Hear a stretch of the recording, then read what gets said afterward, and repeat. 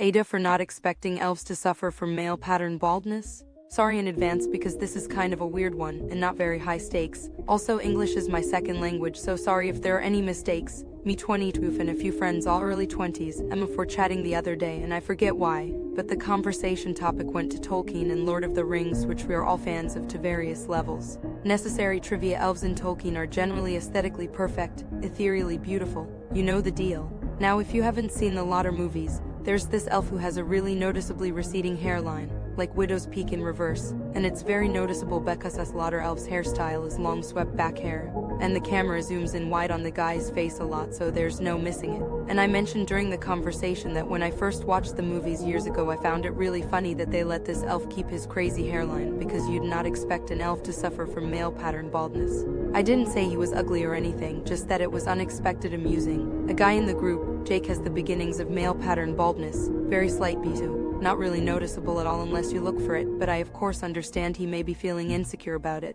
Anyway, Jake lashed out at me for this comment, called me shallow and vapid and that judgmental people like me are the reason for male loneliness. I told him it wasn't that I thought a receding hairline was a horrible nightmarish thing, but that it was an unexpected choice when it came to casting a species that's meant to be the pinnacle of human perfection. Not because I hate balding people, but because that specific elf's specific hairline isn't what you'd call conventionally attractive.